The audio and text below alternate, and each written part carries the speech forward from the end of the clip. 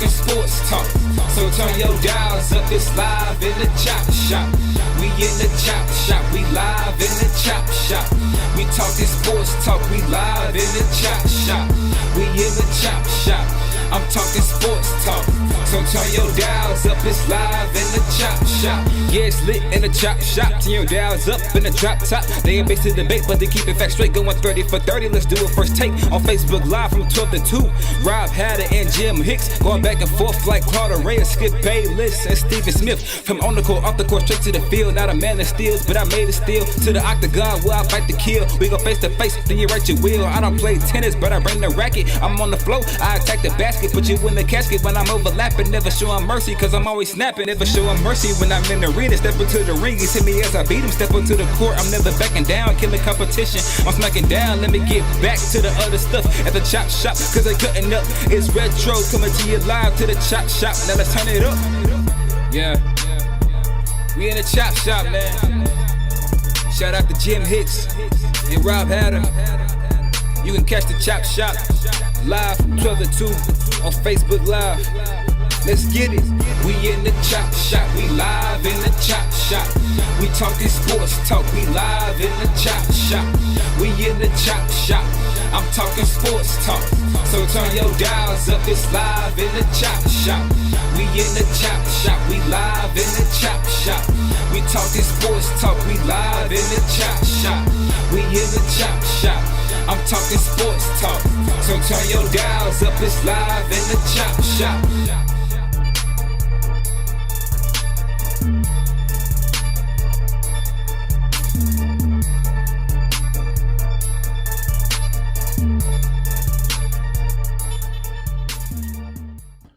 H-Town, what's up? You know what time it is. It's time for the best 120 minutes of your day. The Chop Shop, the nation's #1 urban sports talk show, and also your midday sports happy hour. Yours truly, Robert Hatter, alongside Jim Hicks, coming to you live from Houston, Texas. But we're broadcasting all over the world via Facebook Live and YouTube Live. So it's a good time. Let's take out time right now to share the show, and if you're not a subscriber at YouTube, go over there and be a subscriber on YouTube. It's Women Rock Wednesday. Let me tell you something. Let me see. Jessica Brooks, Anissa Ville, Tyandra Holmes. Look at Tyandra. She done changed her avatar. Who else I got? Anissa Ville. Now I'm trying to find another woman. Not I haven't got one yet. But those are the top. Those are the top ladies today. Stop it, Barry messing with my voice. But what's up? Doug Jones is on the show earlier today. But it's Women Rock Wednesday, y'all. And let me tell you something. I thought about the NBA. NBA is one day away. Okay, got a little thing for you. I just wanted to show y'all the NBA is one day away. Hold up, Jimmy.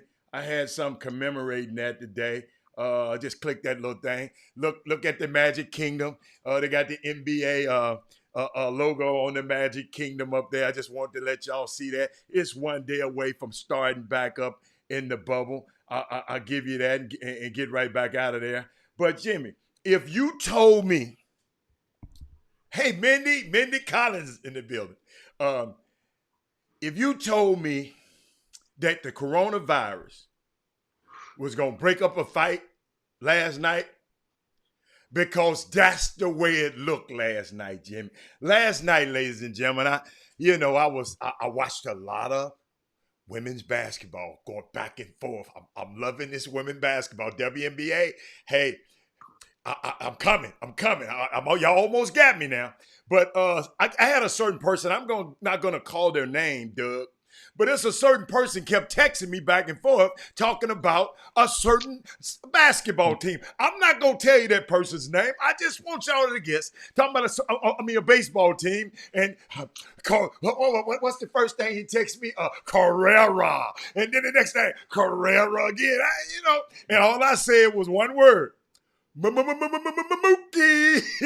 So, I ain't going to call his name, but let me tell you something. Last night, we had a game between the Houston Astros and the Dodgers, right? The Dodgers won the game 5-2. Jimmy going to talk about that later. But But in the middle of that game, this little dude named Joe Kelly, that pitcher, a former Boston Red Sox, y'all mind me, a former Boston Red Sox. Let's put a footnote in there. Red Sox. Alex Bregman was at the plate, had a 3-0 count, and amazingly, somehow, Jimmy, Joe Kelly lost control of his ability to throw the baseball. Lost. I ain't saying he tried. He just lost the ability. He threw about a 90 miles an hour over the back of Bregman in the vicinity of his cranium, Jimmy. As you might imagine, it upset both benches, and they came running out of the dugout. And I think they all said in their mind, hey, hold up. We not 6 feet apart. Let's back up.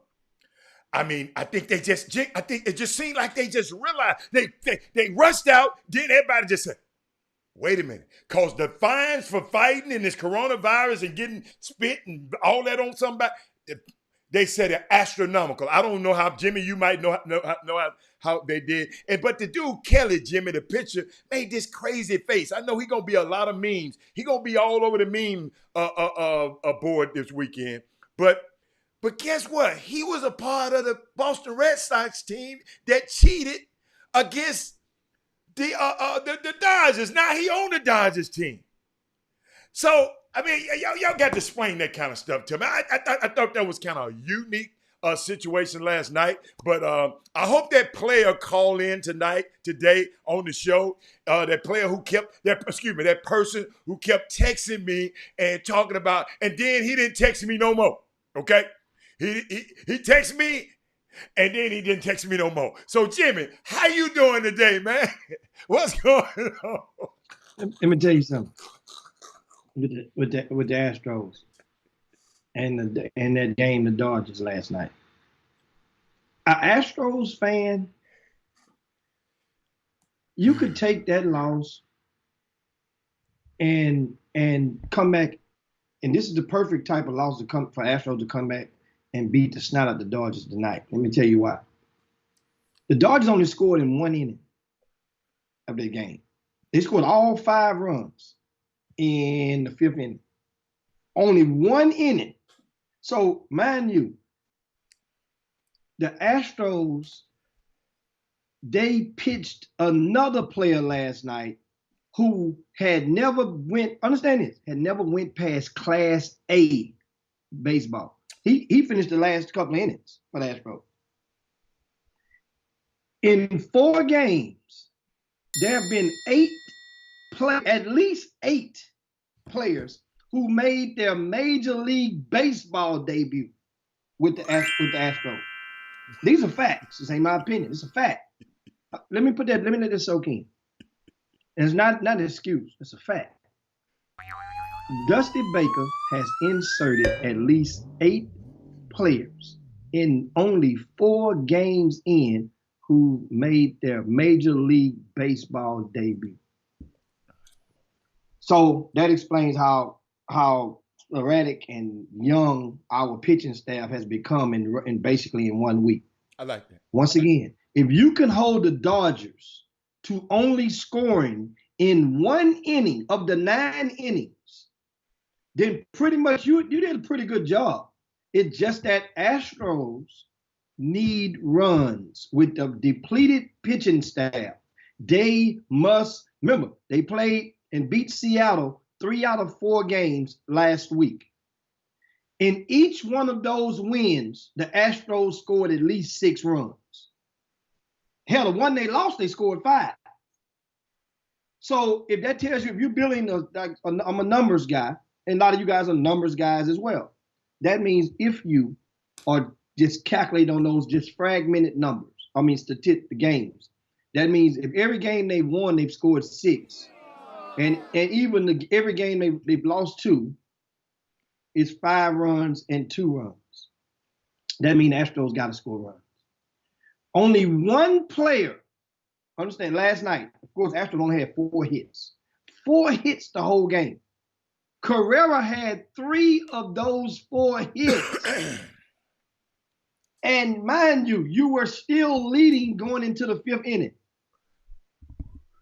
So with that, guess what? The Dodgers have, without question, remember that, David Price, he's sitting out this year because of COVID. He said, I'm not even going to play this year. Kershaw, their ace, he's on injury reserve. He's expected to pitch his first game on Friday, right? Then they have another guy, I can't think his name, went on injury reserve yesterday for the Dodgers. And they still, that just shows how strong they're like. Don't get it twisted. Astros, we hang our hat on that offensive lineup. That offensive lineup can't produce just 2 runs, man. Can't produce just 4 hits. It's just that, and guess what? You got to find a way to manufacture runs. We did not, and the Dodgers really could have scored many more than 5. We just got some clutch outs in key times. Tonight, this little 2-game series will conclude. They play at 6 o'clock this evening. And now, hopefully, remember again, the thing is for the Astros is to at least tie in every series. At least tie every series. Or win it. Won the last series 3-1 over Seattle. But at least tie this. We can salvage that because remember, the Dodgers are the National League. Astros the American League. These 2 teams won't face each other again unless it's in the World Series. That's the only time these 2 teams will face. So that's it. I'm not mad now. No. If the Astros get crushed tonight, then it's something to worry about. We're in trouble. But if they can come back and win, let them bats go get to work. I like the Astros. And back to Dustin Baker. Huh? I like the Astros, but I just love me some Mookie. No, I love. And guess what? The squab, the skirmish.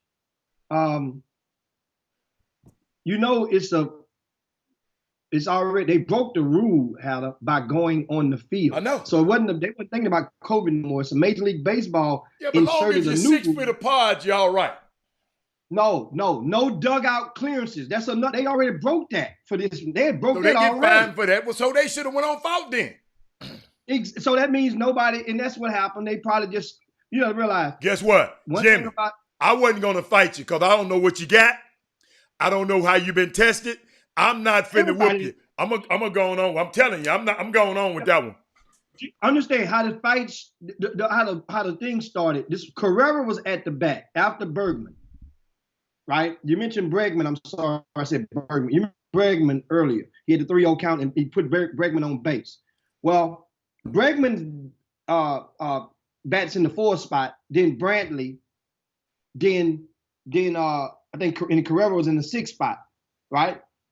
And Gurriel comes before Carrera in the lineup. Well, when Carrera was batting, because 2 runners was on, Carrera would have been a tying run.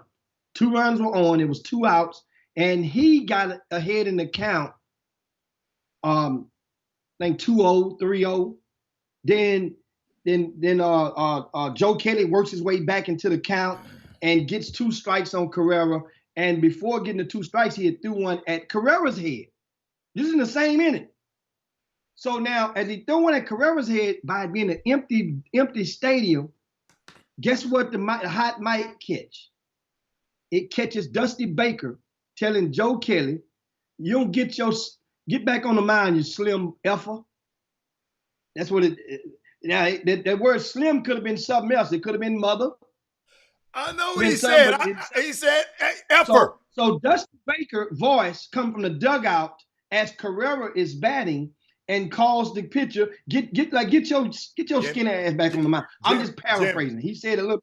All I'm saying, I'd have just took notes, and soon as coronavirus over, I was gonna come in and take care of my business. I'm not finna fight you right now with the virus going on. I'm not finna fight you. Cause it's gonna be some furniture moving. So ain't no use to me. I don't want to risk it. That's all. I mean, but a lot of times in baseball, how the fights starts from the batter and the pitcher. When they come out the dugout, they just come in as a showing of support and just regulating and showing, like making sure ain't nobody to jump on nobody, and whatnot. All right. So that's I'm watching enough. Now, what happened is pay attention today because Understand, in baseball, that's the most opportune time to throw a pitch at somebody. Astros knew that they are marked men as a team going into the season. But Seattle didn't do it, Jimmy. Seattle didn't do it. Seattle didn't do it. You got to be honest, but the most opportune time is when you're winning.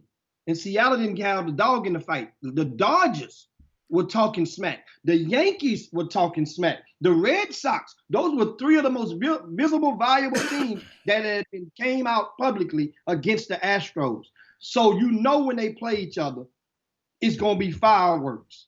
So now in this situation, you're going to see if you up three, if you have a 3-0 count, not you up, you're down as a pitcher. 3 balls, no strikes. That's the most opportune time, especially against a guy like Bregman, because he's the leader of the team in home runs last year. He's a double-year All-Star, and your next pitch got to be a juicy ass melon down the middle of the plate. You're not going to throw that yet, so you're going to put him on base. And you threw at him, let him know. Now when he did to Carrera, he didn't wait till he got 3-0 to put Carrera on. He threw one at his head early on. That let it be known it's on. And guess what? Let's just see what happens tonight. When you're winning, remember, the Dodgers were up 5-2 at that point. Okay, in Major League Baseball, they have a rule now. Whenever you bring a relief pitcher in the game, this is a rule they put in. I love this new rule. It helped to speed up the game. Every pitcher got to stay in for at least 3 batters. Yeah, I saw that. Now, what I thought about last night, what if you come in the game and really want to get throughout the game because you really don't want to face 3 batters? What if you just hit a guy on purpose like Astros? What the umpire going to do? He going to toss your ass out the game. That means you won't get to face 3 batters. That I'm thinking in my mind. That's people who think like you. That's people who think like you. I swear to you, that's what I was thinking. I'm like, he don't even want to go 3 batters. He want to get kicked out and prove his point. But he's a pitcher. You can't throw back at him. They're in the American League. Now you play National League team. No, come on, Howard. You don't. He throwing a ball at me. I'm gonna throw a bat back at him. That's why I don't play baseball. Because y'all got how it works is your pitcher got to get them back. Jimmy, I ain't talking about the pitcher. You throw at your star, my pitcher gonna throw at your star. I'm talking about I'm throwing my bat at him.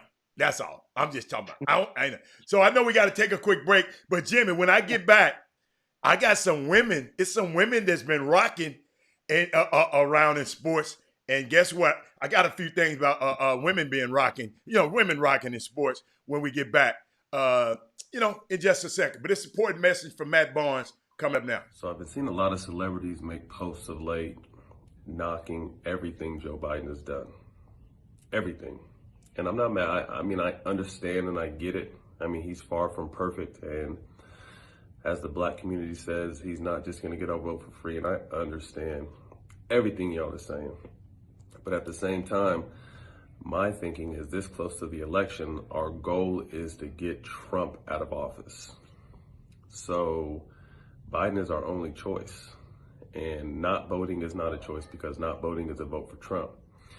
So I just think it's counterproductive when I continue to see people with big platforms post all this negative shit about Biden, but then tell me, oh, I'm still voting for him.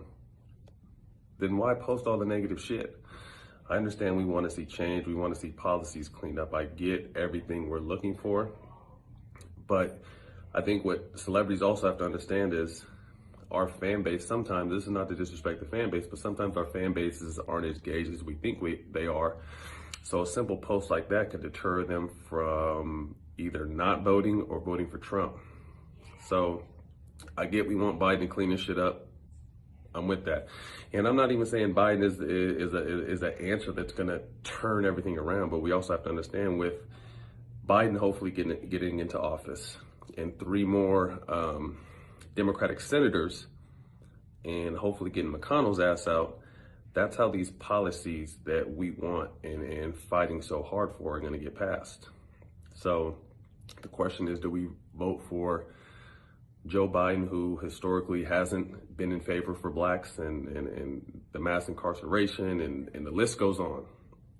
And as our community, we ask for people to change. So do we vote for someone who possibly can change or has changed? Or do we vote for Trump, who since the beginning he's been in here office, has been preaching hate and is a dog whistleblower for hate, and has continued to show his hand on who he stands with and who he stands for. And I don't want to hear he's done all this shit for the black community. Welcome back to the best 120 minutes of your day. The Chop Shop, the nation's #1 urban sports talk show, and also your midday sports happy hour. Yours truly, Robert Hatter, alongside Jim Hicks, coming to you live from Houston, Texas. But guess what, Jimmy? It's Women Rock Wednesday. And I did a little digging. There's some women been rocking. I'm just trying to see which one I'm going to talk about first. You know who I'm going to talk about first? Jimmy, I'm going to talk about, Jimmy, have you ever heard of a woman named Rosalind Durant? Not Kevin Durant's mom, but Rosalind Durant. Rosalind Durant. Jimmy, Rosalind Durant, I'm trying to find a pic of her. Thought I had a pic of her. Rosalind Durant, Jimmy, is she's a Disney executive.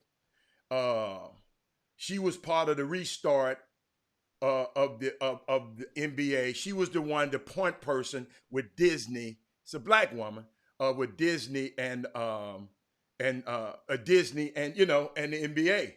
And she discussed her role about bringing the NBA back. She made Black history when she began her first day on the job as senior vice president. Y'all look up Rosalind Durant.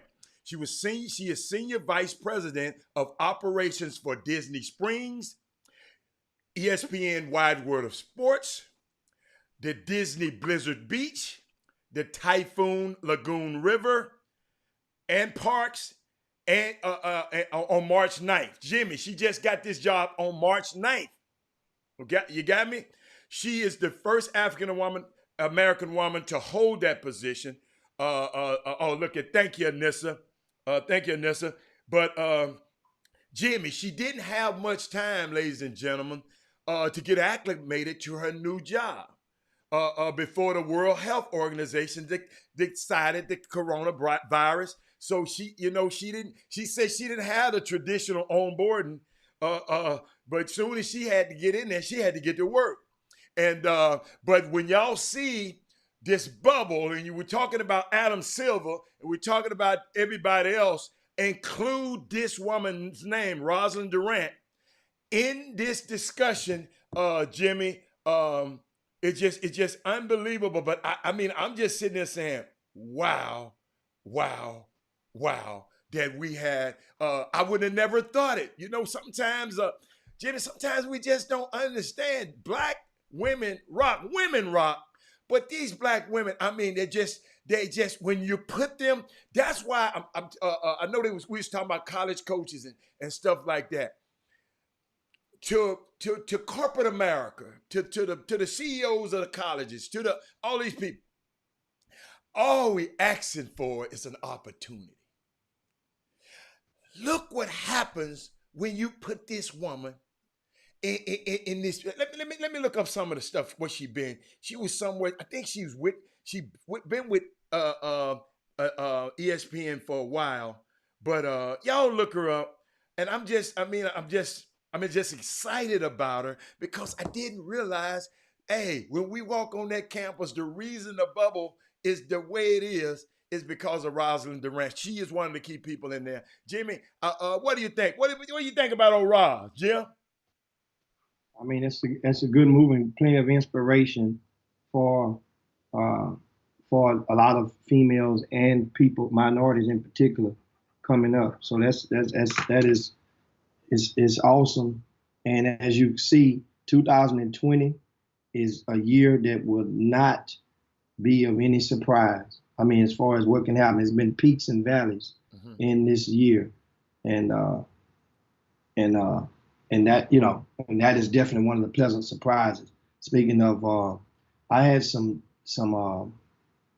I popped on the screen, Jimmy. I just wanted people to see her. You can keep talking.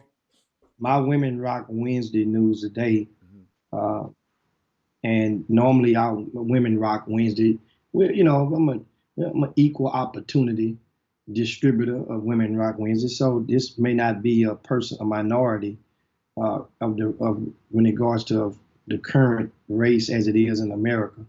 But this is a Caucasian white lady, and her name is Miss Scott? Elaine Brown. Mhm. Huh? No, I'm sorry. I got another white lady. Elaine I got one Brown. too, but keep going. Right. Elaine, right? She's donating,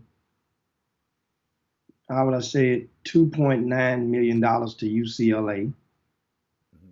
And she's from an estate, and it will go toward the Elaine Crown Klein Fine Arts Scholarship Fund. She died early this year, January the 5th, and is going toward the Herb Albert School of Music. Herb Albert was a in the Tijuana Brass. Yeah, was a jazz horn player back in the days of trumpet. He was jamming. He crossed over bad man. a lot of blacks and whites alike. So that school of music is named after Herb Albert, and so that's one of the things for us. Now another one is you mentioned Scott, that's Mackenzie Scott. Yes. And she's given $1.7 billion to 116 different institutions, and 160 million of that is earmarked towards HBCUs. Once again, so the 160 million eclipses the previous record, which was just set last month. The estranged wife of the founder of Netflix earmarked 120 million. So towards HBCUs. Now hers is 160. Now those HBCU organizations and universities include the Thurgood Marshall College Fund, the United Negro College Fund, and the following universities: Hampton, Howard, Morehouse, Spelman, Tuskegee, and Xavier down in New Orleans. And Jimmy, why just those schools? Because I saw some people were talking about why just everybody always denote. I guess they the most well-known HBCUs, and a lot of people. I saw some people on Twitter this morning, but I couldn't get all the information. And I mean, I'm elated because these women because Jeff Bezos ain't thought about doing it. Okay. He ain't thought about doing it. His butt is about to come in front of Congress in a few days too. It should have been brought before Congress a long time ago, because he got to explain some of his business practices. But his wife, ex-wife, put that money to good use, Jimmy. And I'm just sitting there. I'm looking at all the monies, and I was just watching everything that she was given. She was given. I mean, she's spending that bread, Doc. And I mean, she got so much. But some people got money, don't give. And that's what people don't understand. That's when somebody give this money, you got to give them a shout out.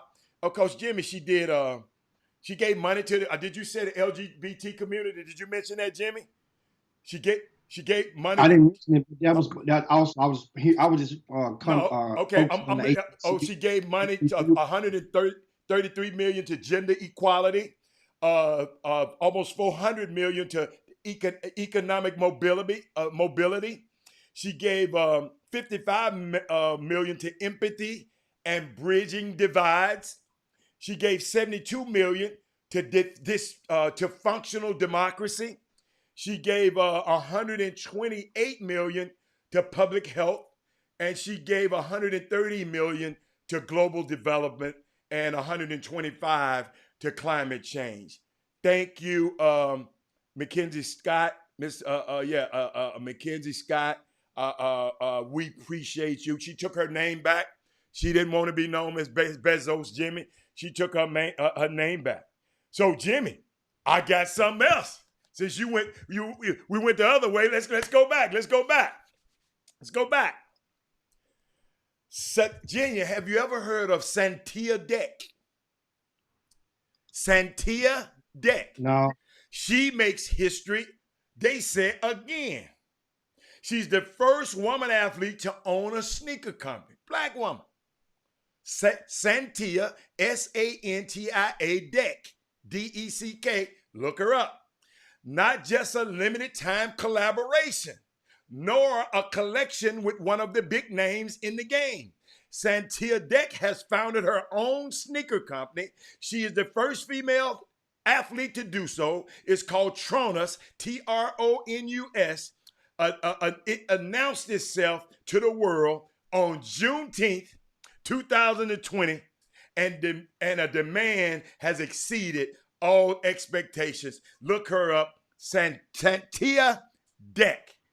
And Jimmy, she opened her business up in a pandemic.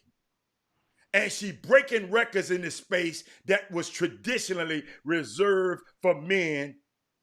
I mean, it just become a signature for her. You know, cause she played it's just, y'all got to look her nickname is Jimmy, Queen of the Abdomens. So I guess she from Houston, Mo City. Thank you, Doug. Thank you, Doug. And I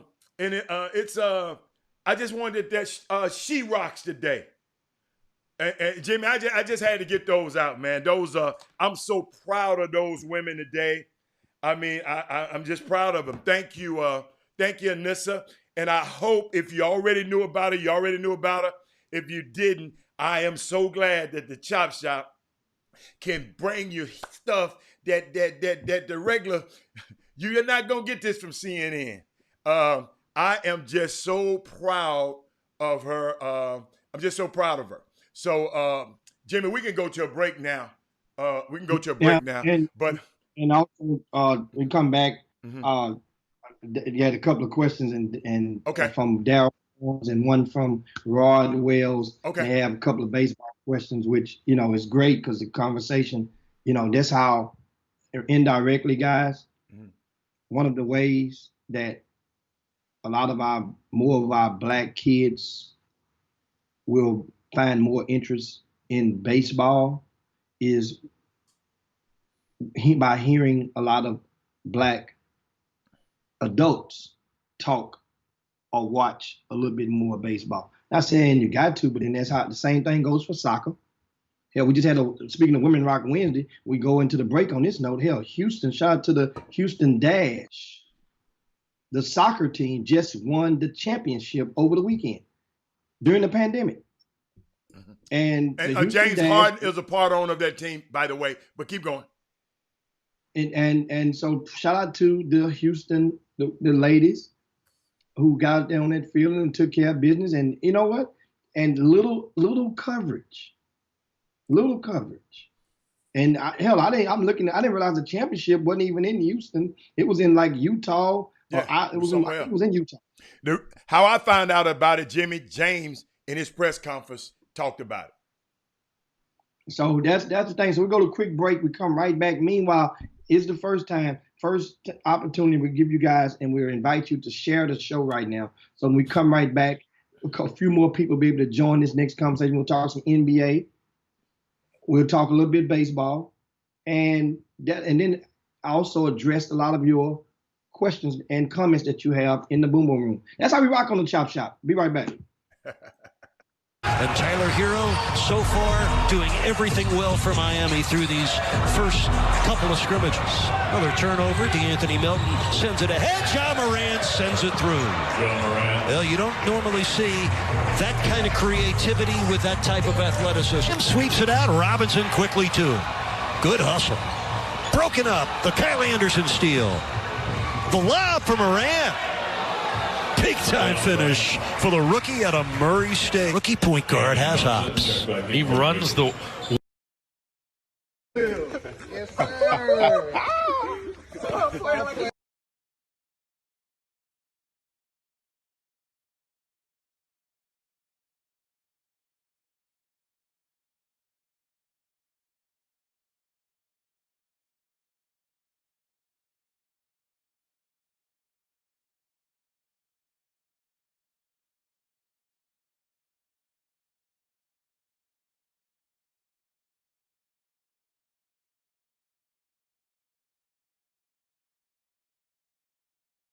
Look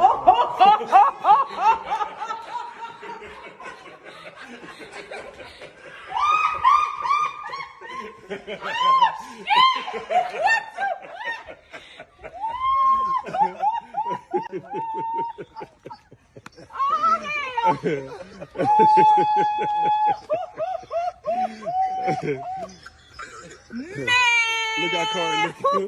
Look how Corey look. Hey, you scared, Corey?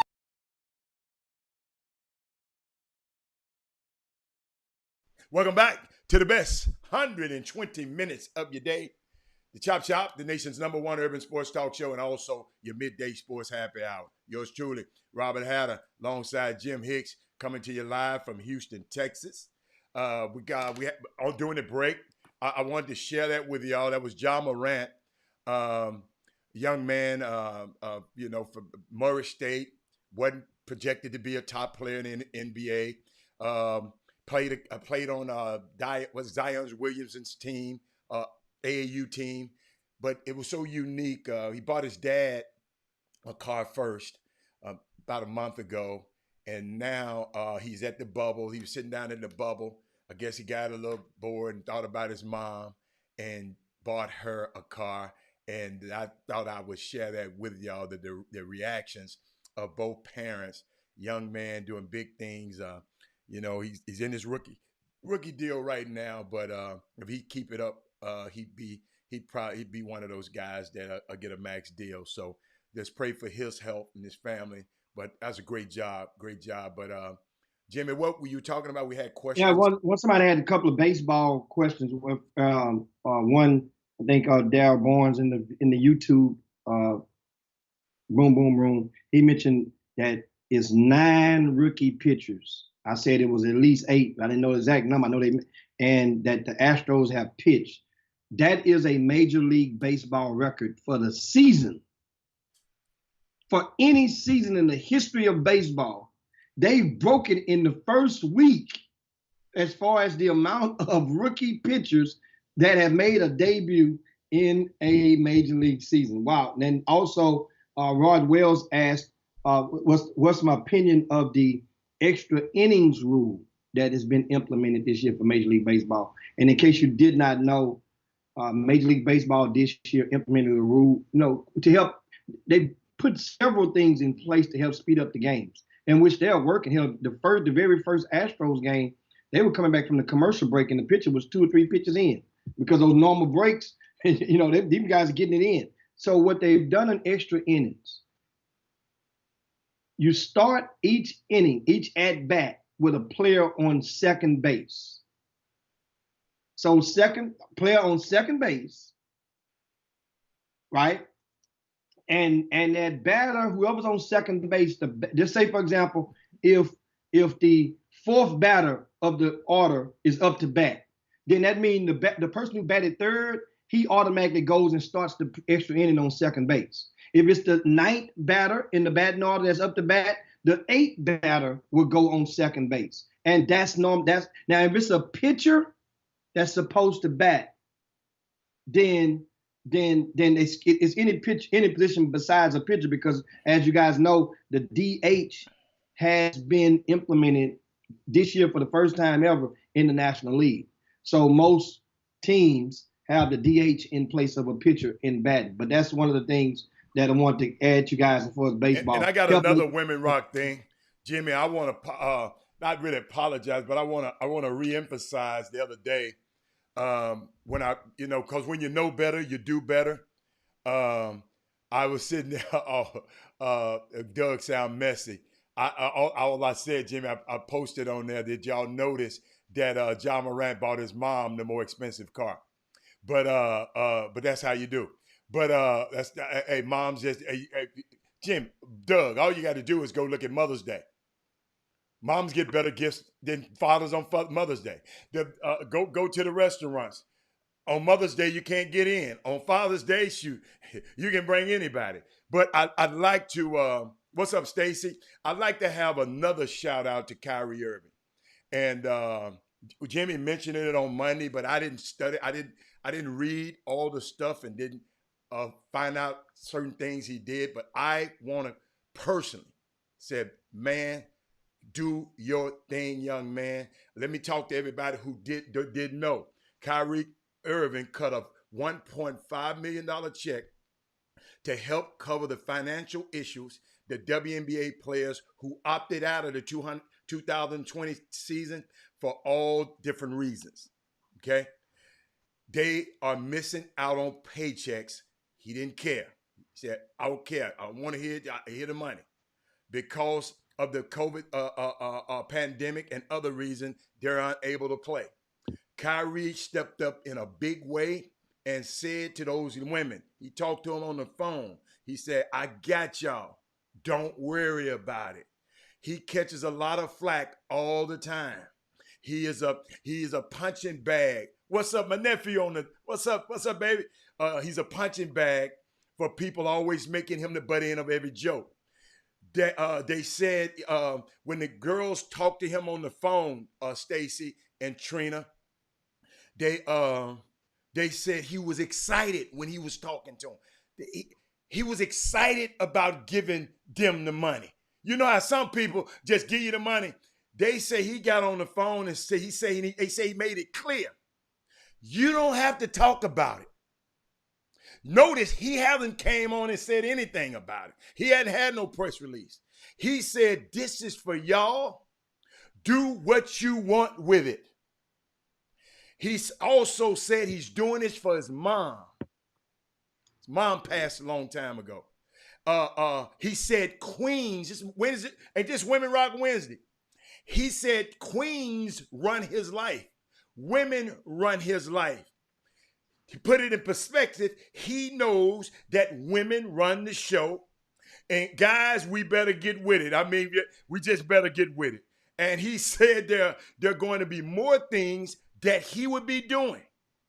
And I just think it's awesome. I didn't give it enough airtime the other day because I didn't know everything he did. But the NBA players who now have a war chest now. Because they didn't have a war chest to sit on. They don't make a lot of money. You follow me? And people always talking about the discrepancies of.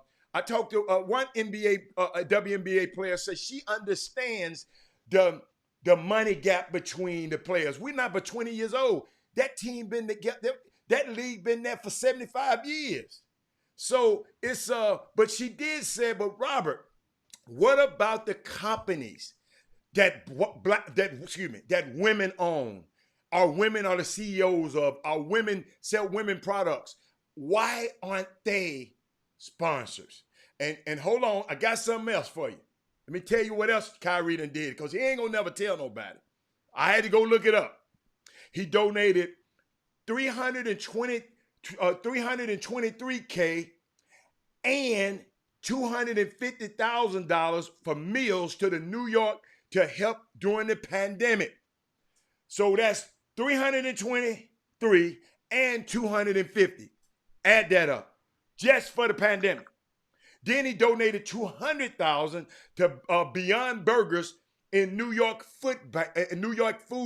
It's called Beyond Burgers in the food bank. He gave them 200 grand. Add that up. Then he took the fund what he gave with the girls, the women. And then he also produced a TV show calling for the justice for Breonna Taylor. And he also donated $50,000 to the COVID-19 mask for the area when they had all of those shortages. So, hey, Kyrie Irving, man, hats off to you, bro. Hey, man, I don't ever say, hey, I apologize. I didn't give you enough credence the other day. That's why I went and said, what did he do?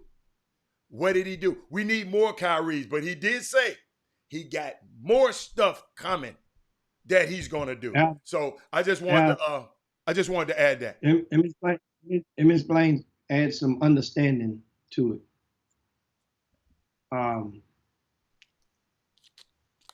If a person is deemed an asshole, hell, I'm deemed an asshole. So let's talk about me.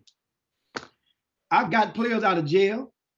I went and spoke to judges and got guys out, got them out on bond. I've went and helped pay for funerals for people that have died in this city that play basketball. But if I'm the asshole before and I'm the asshole after, all that don't discount to the people that consider me the asshole. So back to Kyrie Irving. If Kyrie Irving is an asshole, all this does is it helps, yes. But for those who already deemed you the asshole, that ain't gonna change overnight just because you gave some money. That ain't what I was saying it for. I was recognizing there's some stuff that you, me, and nobody knew. I don't care about the haters. We're going to always, people who don't like you, let me tell y'all something. People who don't like you and don't care about you, F them. I always live my life. I have enough people that love me. I don't give a fat rat's ass about any of you people who don't. Let me repeat that. I got enough people that love me that I don't care about a fat rat's ass about who don't. And guess what? Kyrie don't either. So it ain't about him being a jack. This was a great, great moment in a young man's career that I did not know he was doing it. I did not know. And guess what? I take my hat off to that cat. I don't care who don't like him at all. Put him in a bucket and whatever. So how about that's how I feel about it. And Stacey said, "What am I talking about?" You probably missed it. I had to go and repeat it all again. Just to giving an example about if certain people feel certain ways about you, no matter what you can do, they're still going to feel certain ways about you on things that they care about most. And so that's what the point that I was making about how some people, that's just like with a lot of the NFL owners. A lot of NFL owners have earmarked millions of dollars towards social justice and organizations in minority communities. And I'm gonna take their money. I want their money. So, I'm saying, so therefore that money, not saying don't not take it, but that's not going to change for a lot of people. Still going to feel the same certain way about those owners. They're going to take that bread. They're going to feel certain ways about them owners at the same time when they come back to the table. Don't be, so that's the thing. Just like, okay, like for example, the government, the Senate and the Congress is about to passing another round of stimulus checks, right? So now all of a sudden, you can rest assured that that president number 45 who's running for president again for re-election, he's going to use that in his re-election campaign and remind some people. How can he use it? He didn't devise the bill. Senate passed it. He didn't do nothing. Yes, but them is people. But Senate is Republican. Them is people. Them is people. So he can say but when he does do that, them is people, right? Then you just said. Guess what? When he does do that, then you bring up, well, what about the anti-lynching bill that's sitting on the damn desk? What about this voting rights bill that you should name in John Lewis? See, that's what I would come back with him when he come and tell me about that mess. But understand, once again, that to people, whatever things are most important is what they are going to emphasize. Now, for the person that is on their ass and really needed that money and was 50-50, that money may tilt them over for a vote. But for people that feel like, man, you should have been gave us this money. Yep. Should have gave us $2,400 to start off. That ain't gonna sway them. I think I need to play that Matt Barnes thing again. Some people just don't know. So it's our job as people, we got to understand, don't go for that. So thank you for Jimmy for saying that, because faith comes by hearing and hearing the word. I am going to play that Matt Barnes video again, because some people just don't get it in this democratic, this democracy, in this voting process.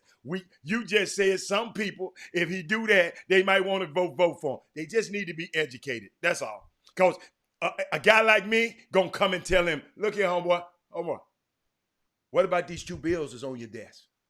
You can't brag about this one and I need all of this. I understand though. That bill and those issues understand. That's important to you, or most important. Jimmy, to some people. Hold up, Jimmy. To some people, $1,200 is more important than that bill to some people out there. That's what I'm saying. You got to think about it. Some Jimmy, people, they got the last 1,200, so I guess they and gonna guess what? vote for. If so, You some can be. Hold so on. You mean Jimmy, tell me you Jimmy, can't I buy a can't believe vote? people. That's what buying votes are. It's that's the fundamental element of buying votes. You give person money and they go either going to go and lure others or they will come and support you. That's So I'm politics. gonna vote for 101. Mitch McConnell. He gave them because I ain't got shit. He gave them So $1,200. I'm gonna vote for Mitch McConnell. He gave me. understand. You can vote who you want to vote for. I'm talking about as far as in the process of running for an election and using this talking point. Just like this vaccine, you notice I mentioned the other day, Texas A&M is one of the locations that has been approved to mass produce the vaccine. They've already approved the vaccine. I don't know the other locations, but Texas A&M is one. Now, Texas A&M, remember all the stuff that's been going on their campus in the last month and a half. They're trying to rush this vaccine out. That way, if it in the next couple of months. So as they rush this thing out, don't you think he's going to try to use that as part of the talking points? And that will, without question, his low approval rating can't get much lower than what it is right now. It can't. I'm stopping my ears up. That means for some people, many people are going to get in line and take those vaccines. And as they do, they're going to say, now we can go. It's a good time. And he just saved our life. We can go out now. We can go mingle. We ain't got to worry about this. We can take the mask off. For some people, he might get their vote. Dude, politics 101. No, that's not. Chop Shop, we'll be back in a minute. So I've been seeing a lot of celebrities make posts of late knocking everything Joe Biden has done. Everything. And I'm not mad. I understand and I get it. I mean, he's far from perfect. And as the black community says, he's not just going to get our vote for free. And I understand everything y'all are saying. But at the same time, my thinking is this close to the election, our goal is to get Trump out of office. So Biden is our only choice. And not voting is not a choice because not voting is a vote for Trump. So I just think it's counterproductive when I continue to see people with big platforms post all this negative shit about Biden, but then tell me, oh, I'm still voting for him. Then why post all the negative shit? I understand we want to see change. We want to see policies cleaned up. I get everything we're looking for. But I think what celebrities also have to understand is our fan base, sometimes, this is not to disrespect the fan base, but sometimes our fan bases aren't as engaged as we think they are. So a simple post like that could deter them from either not voting or voting for Trump. So I get we want Biden to clean this shit up. I'm with that. And I'm not even saying Biden is an answer that's going to turn everything around, but we also have to understand with Biden hopefully getting into office and 3 more Democratic senators and hopefully getting McConnell's ass out, that's how these policies that we want and fighting so hard for are going to get passed. So the question is, do we vote for Joe Biden, who historically hasn't been in favor for blacks and the mass incarceration and the list goes on? And as our community, we ask for people to change. So do we vote for someone who possibly can change or has changed? Or do we vote for Trump, who since the beginning he's been in here office has been preaching hate and is a dog whistleblower for hate and has continued to show his hand on who he stands with and who he stands for. And I don't want to hear he's done all this shit for the black community. He's done.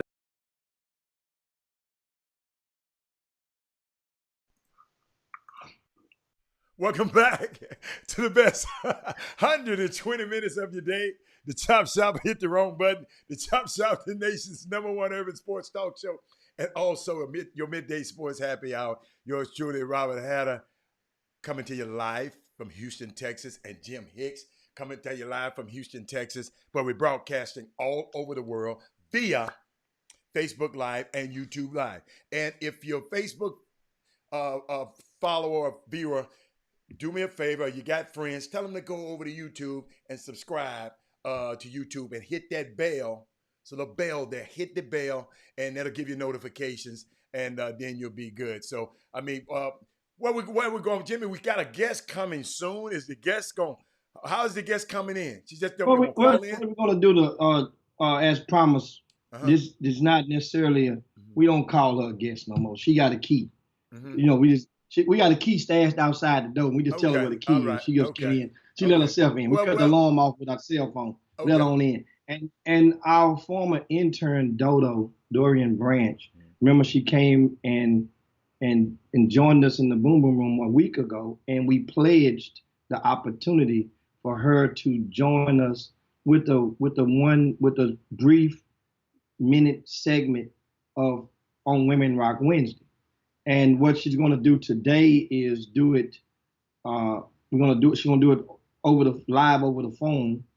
But in the weeks to come, we'll get her to tape it. That way, you guys will be able to see her, and that way she'll be able to season her communication and journalistic skills, and sharpen her knife at it as she moves forward. That will have much more effect for her portfolio. And that's what we do on the Chop Shop, is to help young people. And she's working in Austin right now. And that way she would have to take her lunch break to join us today. I don't want her to have to do that. You know, I don't want her to have to seem like she's sneaking or creeping with the Chop Shop in order to do something to fulfill her passion that she so thrives to do. So, but we're going to show her and show love. She's going to be coming up at 10 minutes past the hour. We expect to be joined from Dorian Branch with a brief update on this Women Rock Wednesday, which would kind of be cool. I think this is an idea that was long overdue. Should have been done it, and we're gonna as we guess what, we try to get better every day, every week, every month with the Chop Shop. And Jamie, I got another woman. I forgot about this one. How can I forget about one of my favorite women in politics, Michelle Obama?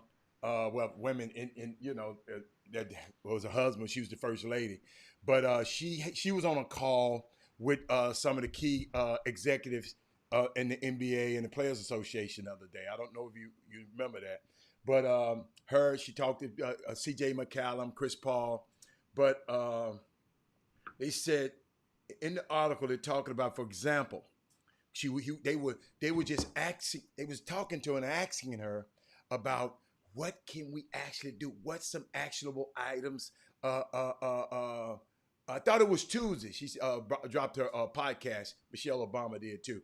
I thought it was Tuesday yesterday, but it might be today. But it's so unique. They got on the phone with, and McCallum just wanted to talk to her. Just ask her about voting a little bit. Take us about the local, about the state, take me in depth, Michelle. You got Ivy League educations, Ivy League law degree. Take me there. And then in the article they talk about Chris Paul and Portland's trailblazer Carmelo Anthony, who is another one who we always malign and everybody run their mouth about. Carmelo Anthony is one of the greatest activists the NBA. He don't have a media company like LeBron James that talks about everything he does. But Carmelo is a frontline dude. Go Google him. Go look it up. Keep looking. Carmelo is one of those dudes. And D Wade, they launched the Social Change Fund, which will invest and support organizations that advocate for communities of color through long-term policy solutions, community representation, and narrative change. Those three are all stood on the stage in 2016 with LeBron James at the ESPYs and spoke out against law enforcement killing unarmed black men. That's in 2016. And a shout out to those guys, and thank you, Michelle Obama, for leading your expertise and lending your expertise to this next generation. Like I said, this next generation, man, we done mess with the wrong people, and I'm just, I'm glad that those two entities collaborated And I just wanted to shout that out on Women's Rock Wednesday also. What else you got? And I'm just getting everything together over here. And let's check out some of the, of course, we was talking Women Rock Wednesday, and a lot of the women, as far as the salaries in the WNBA, isn't that much, especially in comparison with the percentages, not the dollar amount, but the percentages that the NBA players get.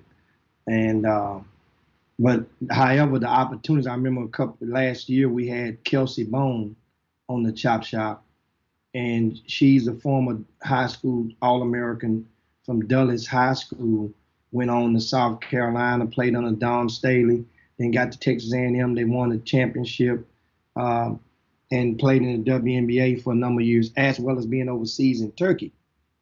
And I remember she's confessing on the show, I mean, Turkey, her salary there eclipses her salary in the WNBA. And a lot of the players in the WNBA opt and they play overseas during the off season, and that's where they get their bread from. The WNBA is them living their dream and being loyal and to want to do it. But a lot of them, not everybody is that fortunate, but a lot of the stars who have the opportunity, every one of your WNBA stars have the opportunity to go and triple, quadruple their salaries overseas if they wish to do so. So there is there's an opportunity there. Now this what Kyrie is doing is adding supplementalness, and he understand it's obvious if you look and you connect the dots. He's always had a fondness with and a soft spot in the heart for the WNBA. Maybe some of the maybe the journeys. You look at Maya Moores and a lot of the girls, the women who have always been putting it on the front line with social issues and it may, guess what? That may have touched him. I just told you a second ago, his mama.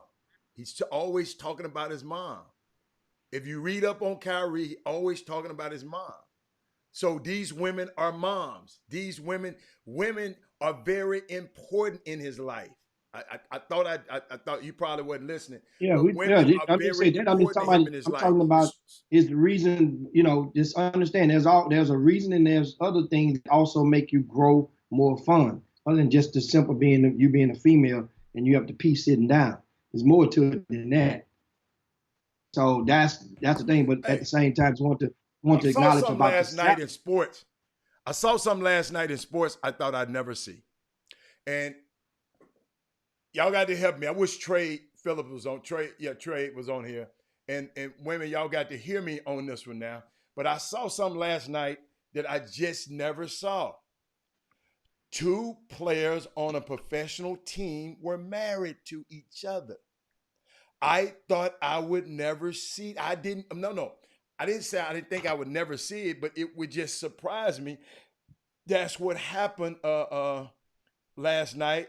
And I didn't realize that, and y'all help me with this now, that what her name, the young lady named Vandersloot and the one last name Quigley, they tied the knot in a ceremony last year, I guess. Last December in a private ceremony. It was just, I'm serious. I'm sitting there just watching, enjoying the game. And then they was talking about Vanderquig or something like that, Trey Phillips. Hold that thought. It's time for it. Okay. Oh, yeah, I want to talk to her about it. Yeah. For our weekly update, Women Rock Wednesday. And what did we end up determining the name of this report was going to be? Is it the Dodo report or what not? We don't know what we're going to call it. Let her call it what it is. But we have joining us right now, we have Dorian Branch with us. And Dorian, take it away as we get ready to head into the break. What's going on? Give it to us. All right. Quick update. So the WNBA for the first game on Saturday was up 63% from last year's opening weekend. So that was big on how many people watched the games this past weekend. How many percent? So my opinion, I think that the Seattle Storm Jimmy. have the upper hand on everybody right now. Breanna Stewart is back. She was the MVP of the 2018 season. Last year, when she was playing overseas, she tore her Achilles. But she looked real MVP-ish to me again this past weekend. So I think Seattle Storm is the team to beat right now. Really? What else we got? What else we got? Come on, give it to us. Oh, I gotta keep going. Oh yeah. Well, in case everybody doesn't know, New York Liberty has 7 rookies on the team, which of course is by far the most 7? from any team. Coach said that if they're building mode, then he want to start with all the young guns. So I think that this year probably won't be their year to be very successful, but in the future, New York Liberty will be the team to look out for. This season, the LA Sparks, they got some heavy hitters. They just got to put it all together. So, of course, due to COVID, they only had like a 2-week training camp. But I think once all those people start getting acclimated to each other in the system that Derek Fisher is over there running, they'll be good too. I don't know how good of a coach Derek Fisher is. That's just my opinion. But they got good people. So at the end of the day, if you can't beat the players, that's all that matters. They looked a little slow. Dodo, can you hear me? Yeah, I can hear you. They looked a little slow. LA. I watched the game last night. Chicago looked like they had jets in they sneakers. Well, look, Chicago about 10 times younger than the LA Sparks too. Oh, okay. See, hey, but Dodo, I saw some last night, and I thought it never occurred to me. I'm sitting there because up until this year, I don't watch WNBA games. So this year, I said I'm going to make a conscious effort to support them. I got a hoodie coming and everything, and yeah. So, but I watched the game, and it's the first time I ever watched a professional sport telecast where 2 of the participants on the same team were married. I never. Yeah. Courtney Vandersloot and Allie Quigley. Thank you, Michael Jordan and Trey Phillips. They actually had a challenge going on during the Corona quarantine period too. Mm-hmm. Okay, but it was just it caught me. Huh? Mm-hmm. Oh, she was the horse. That's the one who went against Chris Paul. Yeah. Which one was it? Allie Quigley. Yeah. Okay. She can shoot the lights out there. On that old fake ass backboard she had. You remember that? Yeah. No, the backboard was forgiving. That old hook, in the hood they call it a hook backboard. That was hook backboard. That's a wafer board. And she hit that thing, he's shooting all them backboard shots. But Mr. Hatter, since you brought that up, it's also 2 others, Candace Dupree and DeWanna Bonner, but they play on 2 different teams. Okay. Candace Dupree play on Indiana, DeWanna Bonner play on Connecticut. Okay. And just to put this out there, DeWanna Bonner is actually the highest paid WNBA player at $127,000. Hush your mouth. Put it out there then. Put it out there. Yep. But let me tell you something. Hey. 7,000. Dodo, let me tell you something. I like the WNBA. Jimmy kept calling me, talking about turn it on Astros. I turn it on. Only time I turn on the Astros is when the commercial was on that Chicago game. I kept watching the game because I kind of like Candace Parker a little bit. And yeah. Dude. What? Dude, it's been 3 years I've been trying to get you to watch WNBA, and you said you would never watch it. 3 years. Wow. 3 years. Jimmy, I'm sitting up here telling people I'm watching it now. So no, what you ain't trying to get me to watch nothing. If you 3 years, you say you never watch if you had told me to watch it, I probably would have never watched it. So I'm glad you didn't say it. Well, I didn't hear you when you said it then. I didn't hear you.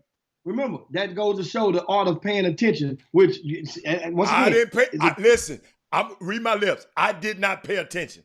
The reason I watched those girls this time had nothing to do with you. It had to do with the. But why are you hijacking Dodo's segment? We got the break now. You hijacking. You hijacked it. Me and her were talking. I'm hijacking you out the way. You're gonna finish. You trying to get a point back. Now, what's the last thing we got, Dodo? We got 20 seconds left before we get to this break. Well, I want to reiterate $127,000. So we're going to leave on that note so everybody can go and sit on that. Support the WNBA. They need it. I figured you was finished, Dodo. Thank you. Thanks so much. Thank you so much, Dodo. And that's, of course, and what do we call your weekly report? So we'll know how to, what should we call it? Drum roll. Your weekly report should be known as what? Out of both of them, I like Dodo Knows the best. Dodo Knows. That's what we're going to go with then. Dodo Knows. Thanks so much. We'll see you next Wednesday with your report on the Chop Shop. Right. You guys, we go to a quick break. Y'all. Thank you. Go to a quick break and we come right back after these messages. Man, give me a heads up when you go into a break. Wow. We'll go here. But what I won't tolerate is I will not have anybody who claims to be NFAC threatening any sister. Bros, you're on your own. Sisters. You will not be threatening my sisters. I don't care whether we at odds or not. Misunderstanding, you don't threaten the sister. Vicky, I heard about what's going on. I don't take point with any of this except that nobody in my organization better threaten this woman or do anything. If anything, you better protect her. That's our purpose. That's our mission. I don't want to see no more memes about somebody threatening this woman. You have to have compassion. I'm so tired of this. I am so tired. I am sleep deprived because I'm a single mom and I work full time and I have to come and spend my nights with you because I can't stand in my own streets and say Black Lives Matter. Black Lives Matter. That's why we're here. We're not here because of some building. We don't care about the building. We don't care about your stupid fence. We care about Black lives. And I'm a mom, and I heard George when he called out Mama. That's why I'm here. That's why I'm here. Because George called out for his mama. You all have moms. Your mom loves you. George's mom loved him. And my kids love me, and I want to go home to them. But they agree that this is important. And it's not about some white ladies, it's not about me, it's about Black Lives Matter. There's so many amazing Black women who have been doing this fight for years, and I showed up late. I'm so tardy to this party, but I'm making up for it because I'm so angry. So angry. And black people are allowed to be angry, and who cares if somebody graffitis on this stupid building? We're talking about human lives. Welcome back to the Chop Shop, your midday sports happy hour, the best 120 minutes of your day. Indeed, the Chop Shop gets it in. There's no sports talk show, especially of the urban foundation, as the Chop Shop. We're going to ask you guys to share the show if you haven't done so, to your timelines, to your friends. Share the show and just help the footprint of the Chop Shop grow. Also, shout out to our people on the YouTube page. We're streaming simultaneously on both platforms, and that's YouTube and Facebook. You can find us Chop Shop HTX, and if you're on the Facebook, when you get done, would you take out the time to go and subscribe to our YouTube page? And that we would definitely appreciate it in advance.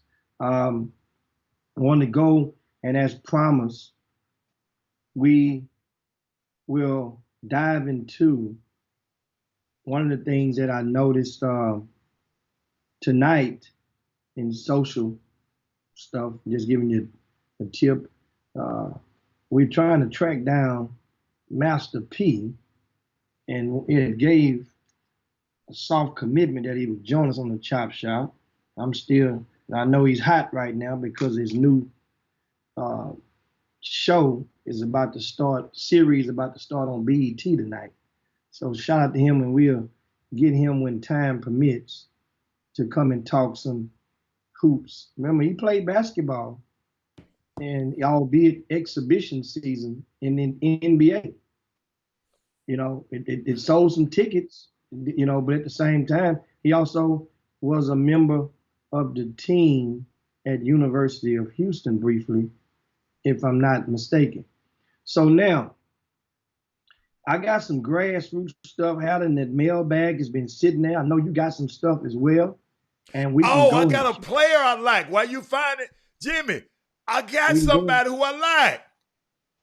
Check him out, y'all. Go, Jimmy, pull it up. Let me people check my young fella out I kind of like. I want you, and Jimmy, I want you to get your notes together on him for me.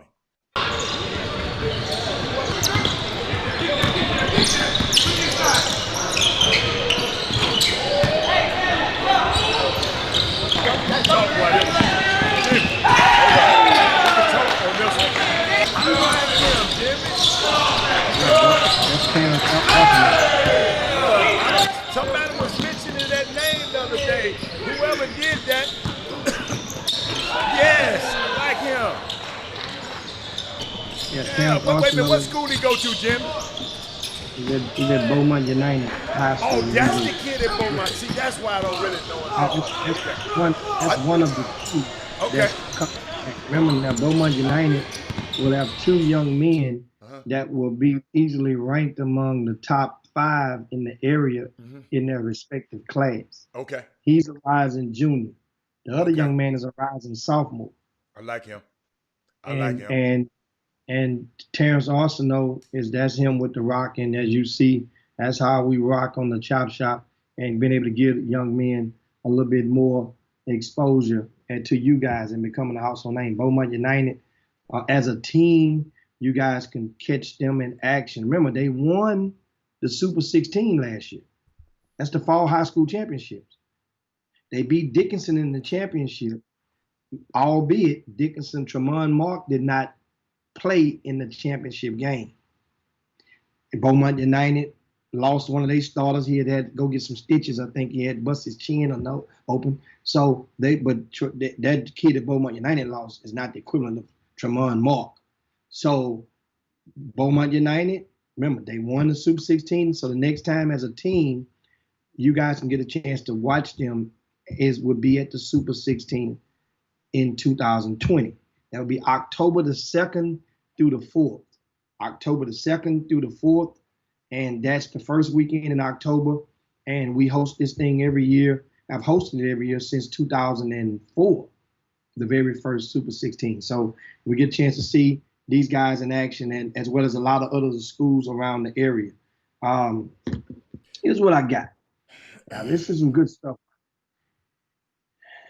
That was, let me go to the first one.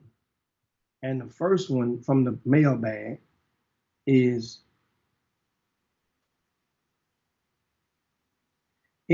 locally, right? There's a grassroots coach in Houston who's also a high school coach, head coach.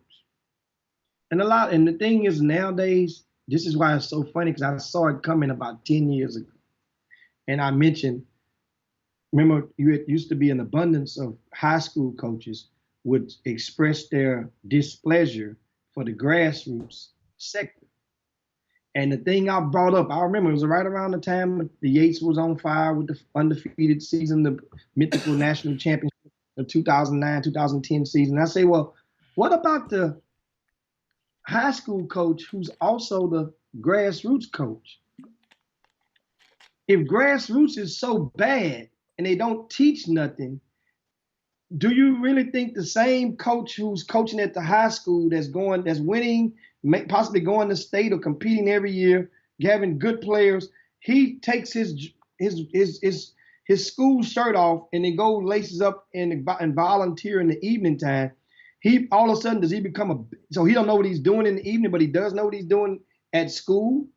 And that was the thing. So my point is, you have more and more than ever grassroots coaches who are also public high school coaches. I think over the last couple of years, the years I've been on this show, the last 3 or 4 years on this show, I think we have kind of bridged that, because there's too many of those guys coaching. One of the best coaches in the city, Stephen Woods, he coaches summer basketball. He's a good teacher. So I think that was a disconnected piece. I think there was a lot of hating involved in that one. When it was a disconnect between the high school and if it's still a disconnect, we need to bring that divide a little bit more closer. So maybe you got some information where we probably just need to bring that divide, because let me tell you something, man. Dude.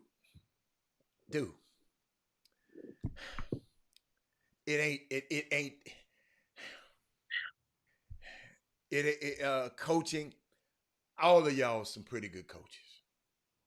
All of y'all. All of y'all coaches. That's why, Jimmy, I used a very distinct thing the other day, and people tried to they challenged me over it a little bit. I said, I thought that high school coaches were really high school teachers, public high school, because they're paid to teach and they get a stipend to coach. They don't get paid to coach and get a stipend to teach. If I'm wrong, correct me. If I'm wrong, just correct me. You said they don't get a what? I said they get paid a salary to be a teacher. High school coaches, public high school coaches. I'm not talking about private. They get a salary. Their salary and their job is actually a teacher, and they get a stipend to coach. Or is it the other way around? They get paid. They go to school. I'm just asking. Coach. Is it? Huh? They get a stipend to coach, but they also have to be in public school. They get a stipend. I just said that. So their primary job is a teacher. But coaching to me is teaching. I'm going to repeat that because that's going to go over everybody. Coaching to me is teaching. Every coach I've ever had, I remember my coaches more than I remember my teachers as a young man. So I'm just trying to find out the divide. So you got go come on with me and bring your what's your dilemma? Well, this particular local organization has two coaches that are both high school head coaches. Okay. And over the weekend, they've appeared to have fallen out and took it to social media. Ironically, these two high school coaches, they were, by being in the same organization and coaching together, one is a high school coach at one school, one is a high school head coach. So naturally, one of those coaches just got a brand new job at one of the schools. And so naturally, that other coach, which is his grassroots volunteer mate, scheduled them to play opening night together on their program. So over the weekend, I'm gonna check out this message from the head coach, one of the head coaches. Now, mind you, one of the head coaches on this grassroots team is black and the other one is white. And the white coach went to social media first to voice to challenge the ideology of the other coach in the process of a game, accusing them of playing some kids just because they paid and not playing and not charging the other kids, just spilling all the tea. Like his water started to boil. So the black coach responded on another social media platform with this following message. And he says, I'm just reading a piece of it because this was really, really long. He says on Sunday, he said, I got a text message, no phone call, at 9:30 this morning, approximately an hour and a half before our 11 o'clock game. And he said his biological son wouldn't be able to make it today. And good luck, and didn't offer any explanation. And he says, I would like to see one of his high school players try that one. You think that he knows the amount of stuff that coaches deal with. At least this is what he tells me when we talk. But finally, I'm seeing what a lot of people see. Wait, there's more. He said, in the aftermath of the George Floyd murder, I felt compelled to post, coaches check on your players, especially if you have one of color. Not for clout, but because that's exactly what I was doing and thought it would be helpful to others. You called me, then went on social media the next morning and posted that we had a conversation and posted a 2 or 3 year old picture of you and my son that you never posted before. Coincidence, maybe. Never heard you say Black Lives Matter. Coach K and other prominent white coaches did, but you failed to do so. Yet I still gave you the benefit of doubt. Not everyone, that's not everyone's choice. I'm cool with that. But again, you felt the need to say publicly that you talked to me, your friend, yet we used to talk all the time, and you never posted that we had a conversation before. You posted a picture, a 3-year-old picture of you and my son, as though you just took that the other day in the middle of this stuff. And I thought that was kind of odd. And it goes on, but my point is, you see the conversations. Grassroots coaches, high school coaches, they are people. There are bad high school coaches. There are bad grassroots coaches. There are some, it's just like attorneys. Hell, you can get one attorney, he can get you off on every case. That same attorney might get me a life sentence. You're gonna say he's the best in the world. I'm gonna say he's some trash. So it's the thing is, guys, I'm looking now. If these guys weren't head coaches, if you didn't know they were head high school coaches, first thing you would say is, look at them grassroots guys. This is a mess. What do you, when the high school guys doing it, do they get immunity? Do we turn the other cheek? Now, mind you, do you not remember a couple of weeks ago there was an incident at Rick Nelson's Elite 36 where it was a brief skirmish after one of the games when 2 coaches had got into it and it got physical for a hot second and they promptly broke it up. One of those coaches is a public high school coach on the basketball team at a school in HISD. That coach may not be returning to that school this year as a result of the head coach seeing the footage and was vastly disturbed by it. Wow. And I went further, that particular coach, but I didn't know how, is the other guy on the other team that he was squabbling with, is a financial supporter of that very school's athletic department. I asked how much, and they've told me that over the past decade, that one guy has gave over $100,000 to that school. So what do you think gonna happen? He's got to go.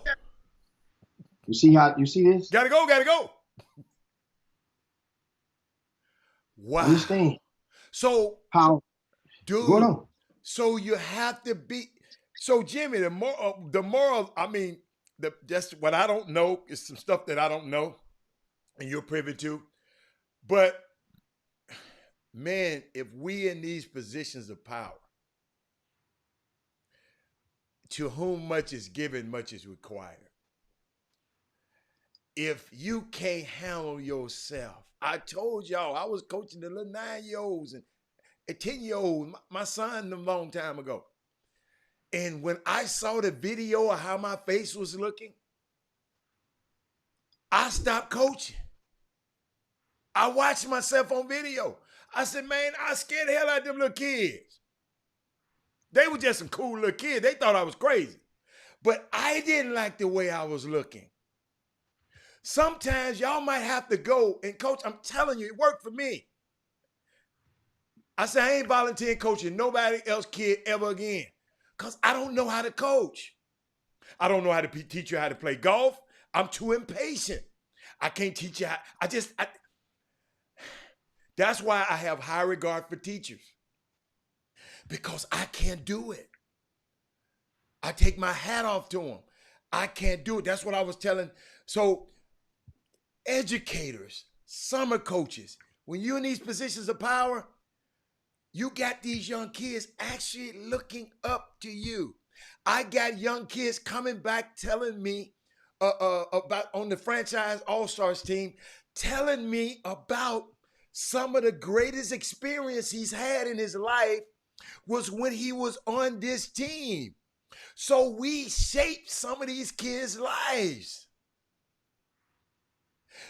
Mr. Hat, I saw how you were and took care of your son. That's why I'm taking care of my dad, my son. Everything he does, I try to be around him. I'm not telling you you have to be perfect, gentlemen. Just when our future generations are at stake, we have to raise leaders and more leaders. We might have dropped the ball. We don't want them to drop the ball. So all of this mess, and then you're going on Twitter. So guess what? What they're telling me, that's why me and Jimmy can talk about it right now. Because you put it on Twitter. The same Twitter that we tell our young athletes not to go on. Hey, think before you press send.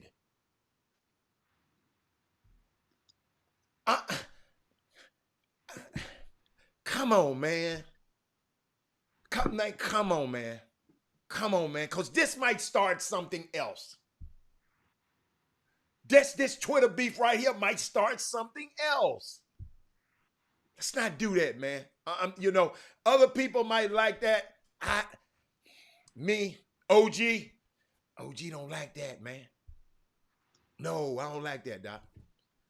Don't put yourself in that. If you can't handle this, my mama said, if you can't stand the heat, get out the kitchen. To whom much is given, when some parent think enough of you to let you put their kid in a car and drive to an event or over their kids or they're practicing, if a parent think that much of you, you can put my son on a plane and I can travel out of town with him. If a parent think that much of you, dude, you got an awesome responsibility, because I didn't send mine with just anybody. And I know everybody on this feed feel the same way about their son and their daughters. Man, we got to do better. Man. We got to do better. I'm sorry, Jim. I didn't mean to go there. Yeah, we got to do better. And yes, you're right, Frank. I got to pray for him, because this is a hot mess. But keep going. You got more, Jim? Is there more? Well, I want to remind you, and it's funny, and that's why, that was just only two incidents. Mm-hmm. One was physical, one was verbal, involving 4 men. Mm-hmm. 3 of those 4 men are public school teachers / coaches. So that's one of the undercurrent of this. But then if you listen, people, man, them summer coaches, man, look at it out. Okay, so what do you say when it involves the high school coach, the volunteer grassroots coach, who's also the high school coach? I got you, Jimmy. I like that. I like that. I mean, we don't think about it like that. We got to break. Then all of a sudden, the narrative changes then, because whatever they said first, man, see that, man, that's what I don't like them dudes. Them dudes know what they're doing. By the way, 3 of those 4 was high school coaches. 2 head coaches, mm-hmm. and the 3rd one is assistant coach. Well, you know what, man? I don't know what's wrong. But it changes. It softens. As the agony, the angst, and if you just notice it, I've been watching it for years. Mm-hmm. That's the thing. In the boom boom room, Walter, Stephen Woods exchanging good dialogue, mm-hmm. and Walter claims that most AAU guys are in it for themselves, money or advancement. Let's keep it real. But that don't mean that, Jimmy, that don't mean to act an asshole. I got a question. Okay. Money, advancement, or themselves. That's either or. Okay. I got a question. Alan, Okay. we just throw it to you. We'll do it to you. We'll let you. Okay. Do you think a high school coach is in it for money? If they wouldn't get paid, would they still be coaching? Coming from my history, from what I know, I think they do. Coach didn't draw a salary. Yes. If they did not have no salary, well, how would they be able to feed their family? You mean a salary from the AAU team? From their job. Oh, hell no, they ain't gonna do it. Okay, so that means the high school coach is in it for money. But Jimmy, they're teachers though, Jimmy. They ain't they just high school coaches, they're teachers. They're not going to school. They're not employed at the school as a coach. If they ask not coaching, you know what most of them do? They what leave. Most of those coaches do? What they do? Yes, they leave. So they're not in it for teaching. But that, Jimmy, those are semantics. I don't care if they leave, but they actual position is a teacher. But they have an opportunity to stay. They still like the coach. So I can do my coaching, the stuff. Hold up. I can be a teacher and do the thing that I love to do for free. For a stipend. You're not doing it for free. For a stipend. But you're doing it for the addiction that comes with being a coach. Okay. I like that. It's an addiction. I like that. And the addiction that comes with it, that's more alluring, because if you was to break down those stipends and you break it down, those coach pretty much every public school coach in the state of Texas would be working for below minimum wage. If you count the hours, I'm not talking about the 9 to 2. I'm talking about start at your practice times and the time that you are spent in the gym or in your office or at home working towards the betterment of your basketball program. Those hours would cut down drastically. It would be below minimum wage. And understand. So my thing is, that's an understatement. If every high school coach out there can get an advancement, mean to make more money, to become in administration, when they see that type of money jump in, things change. Andre Boutte went from coaching to administration, and of course the addiction had to come back, but he took that check. He took that check and went into administration. Then he ended up coming back. Kevin Granger, we had on last week from TSU, went from coaching to administration, and realize after a while it gets out of your system, the ego is suppressed a little bit, and you keep going. Understand this: the passion, the ego, the addiction, and those are three things. But at the same time, it's not to bash guys. I'm just looking at how one look at the other all the time, and they point the finger, but one is many of them are the same, are entwined. And Jolivet says most summer coaches are contributing more from their pocket than they are depositing in their pocket. Mm-hmm. Now that is true. That's a good point. Great point. That is, are most high school coaches contributing from their pocket than they're depositing? No.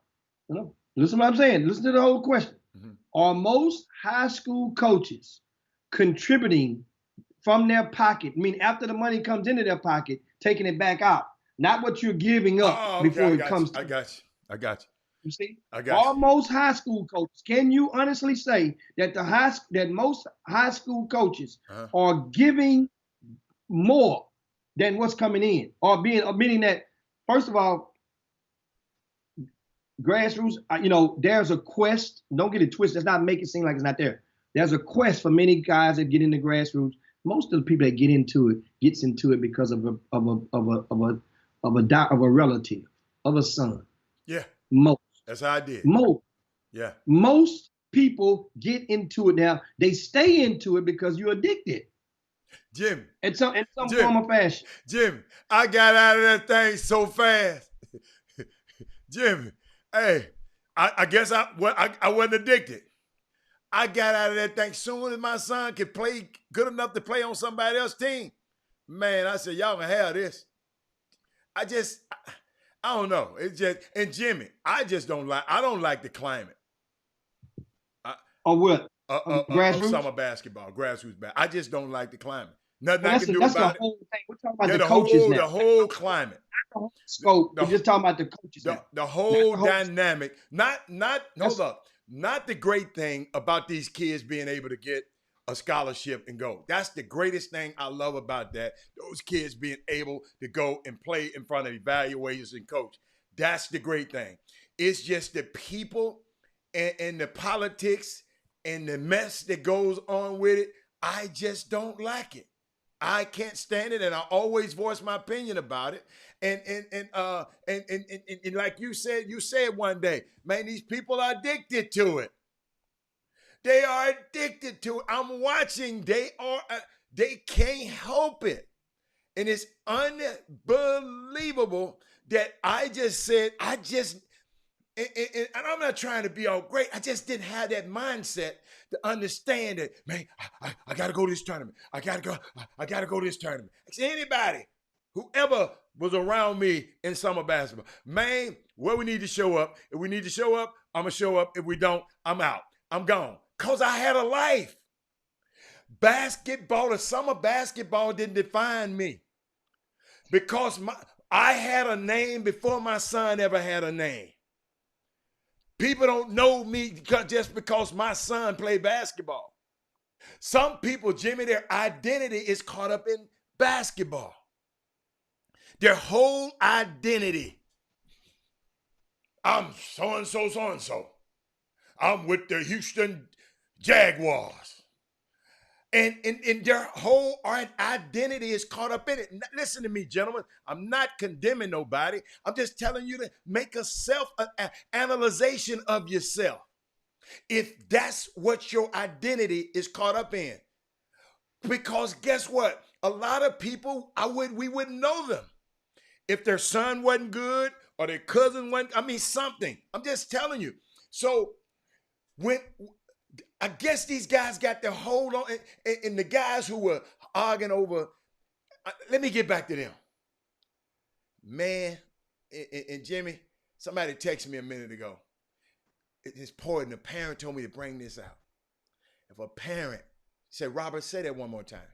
If a parent thinks enough of you, looking you straight in the eye, to have their kid and take their kid and coach their kid and teach their kid, man, it's just certain stuff you can't do no more. You can't go to Vegas when you take them to Vegas and just leave the kids at the hotel and y'all go do everything. You can't do that all the time. Somebody got to be there watching them kids, because them kids going to go do the same thing your other coach is about to do. They finna go get loose. I've been there.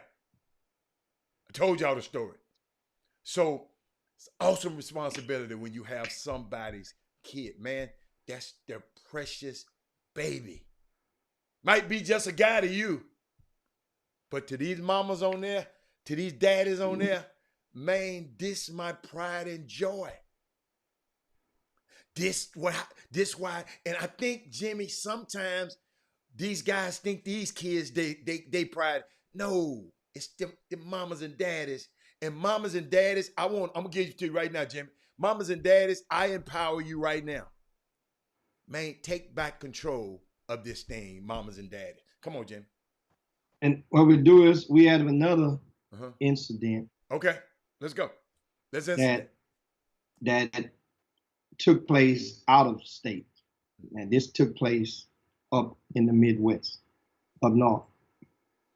And we have on the phone, talking grassroots right now. I know you guys been itching for somebody some called in.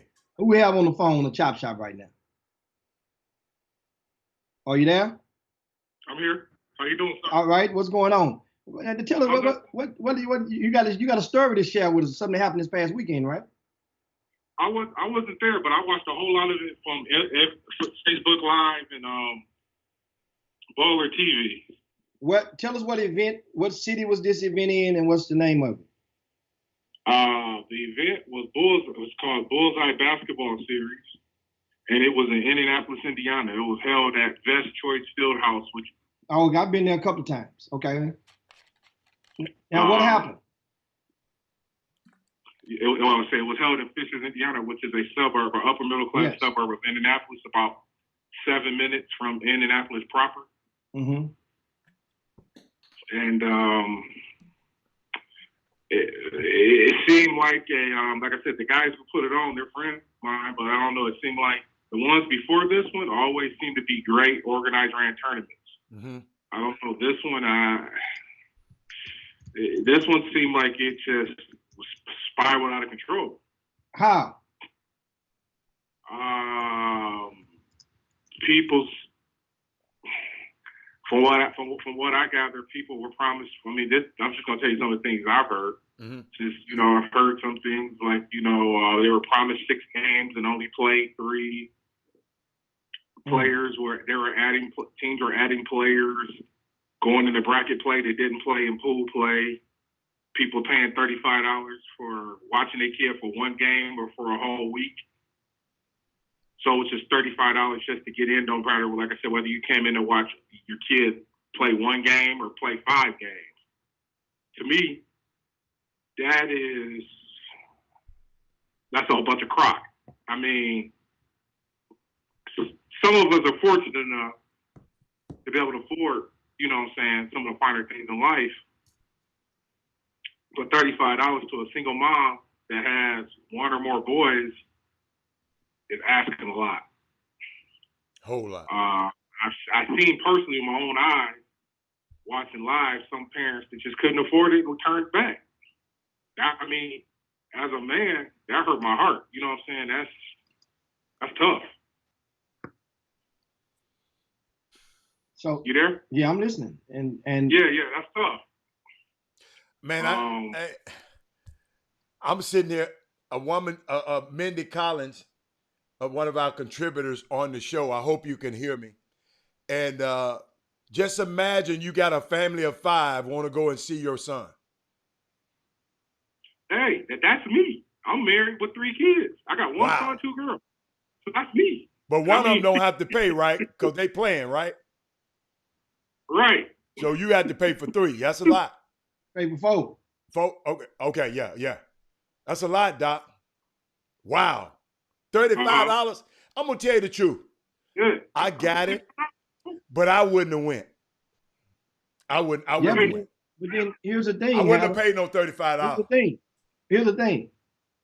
Nah. Most of the teams in that particular tournament were not from that metropolitan area of Indianapolis, right?